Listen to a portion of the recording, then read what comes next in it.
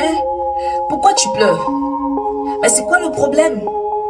Ah, ta famille ne t'encourage pas. Tes amis non plus ne t'encouragent pas. Tu te sens seul dans ce business dans lequel tu entreprends. Ah, ma chérie, tu n'as qu'à venir t'asseoir. Je vais te poser juste deux questions.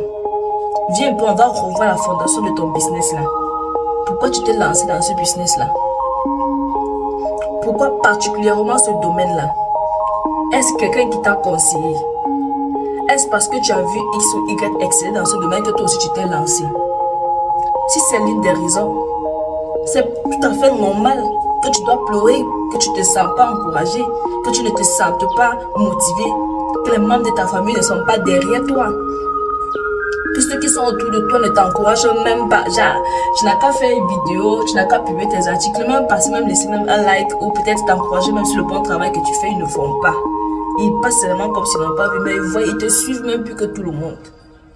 C'est la raison pour laquelle tu as mal. Parce que tu n'as pas encore compris ce que c'est que l'entrepreneuriat. L'entrepreneuriat, c'est une affaire personnelle. C'est particulier. On dit particulier ou particulier. En tout cas, tu as compris ce que je voulais dire. Ne te dis pas que l'idée venait de toi. Ça ne venait pas de toi. L'entrepreneuriat est une inspiration qui vient de Dieu. Parce que ça vient de Dieu, c'est lui qui est ton supportant numéro 1. C'est lui qui est ton motivateur de chaque jour. C'est lui qui est ton inspiration de chaque jour. Aujourd'hui, il va te dire que ok, tu vas aller présenter ta marchandise ici.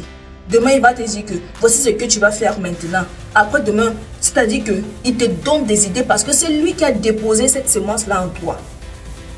Ce n'est pas ta copine, ce n'est pas un membre de ta famille, ce ne sont pas tes amis autour de toi qui t'ont donné l'idée. Une fois que cette vision vient de Dieu, que ta famille t'encourage ou qu'il ne t'encourage pas, ce n'est pas ton problème. Ça n'enlève rien sur toi. Tu restes à 37.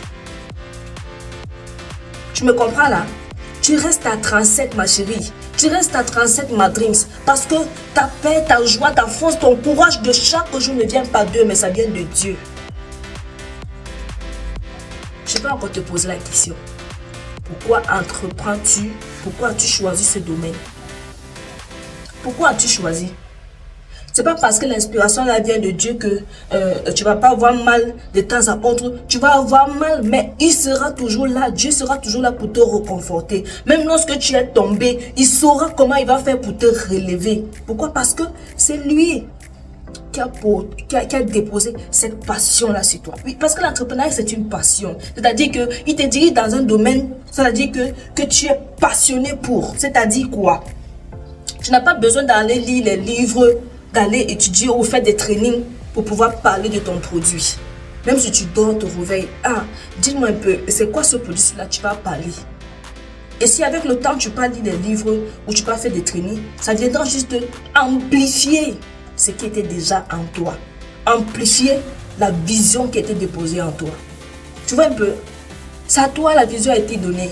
C'est toi qui as eu l'inspiration. Tu vois un peu? Maintenant, ce que tu vas faire, c'est que tu vas chercher à partager avec des personnes autour de toi qui vont t'accompagner dans l'affaire. Oui, présentement, ils ne vont pas comprendre, mais plus tard, ils vont comprendre la vision et puis ils vont entrer dedans. C'est là que tu vas exceller. C'est pas parce que tu as eu l'inspiration maintenant que tu vas te lancer et puis, macadabra, ça va aller comme ça. C'est pas la magie. Ça prend le temps que ça doit prendre. Tu dois faire des sacrifices, tu dois faire des sémences, tu dois être patiente, tu dois tolérer, tu dois être indulgente. Il y a beaucoup d'éléments qui accompagnent cette vision. C'est pas parce que non, ça vient du suprême que dès que tu vas te lancer, ça va juste exploser comme ça. C'est pas ça. Dans l'entrepreneuriat, on n'est pas pressé. Faut pas être pressé. Alors ma copine, tu n'as qu'à essuyer ta face. Essuie les larmes là sur ta face et puis relève-toi. Si ça venait de ta famille, ou ça venait de tes amis ou les personnes autour de toi, où tu comptais sur eux qu'ils allaient te faire la recette, tu n'as qu'à essuyer tes larmes maintenant et puis ne se fait pas tard pour reprendre. Il faut toujours être prête à reprendre. C'est ça un entrepreneur. C'est ça un entrepreneur. Tu n'abandonnes pas au premier coup, c'est pas parce que non, tu es toujours prête à reprendre. Ça dit, ton cœur là non, Dieu est là pour protéger ça.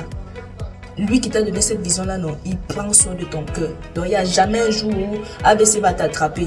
Parce qu'il y a X ou Y, il est toujours derrière toi, il est toujours devant toi, il est toujours autour de toi. En haut, il est là, en bas, il est là. Donc, dis-toi que même si tu tombes, il ne va pas accepter que tu puisses te heurter. Je vais finir avec ceci. Il y a même quoi que tu n'as pas encore compris. Si le Seigneur Jésus, qui était le Fils de Dieu unique là, on ne l'a pas reconnu dans sa ville natale, à Nazareth là-bas. Quand il voulait parler, on disait que c'est qui ce fils de charpentier qui vient se placer pour nous parler, nous qui avons étudié, nous qui sommes les dieux de nous, qui sommes les experts dans nous. C'est ailleurs, il a été vénéré. C'est ailleurs, il a excellé. Ce sont les personnes des autres communautés, des autres villes, des autres pays qui l'ont célébré, qui ont reconnu le dépôt qui était en eux. Toi, tu es qui? Toi, tu es qui pour que cela ne t'arrive pas?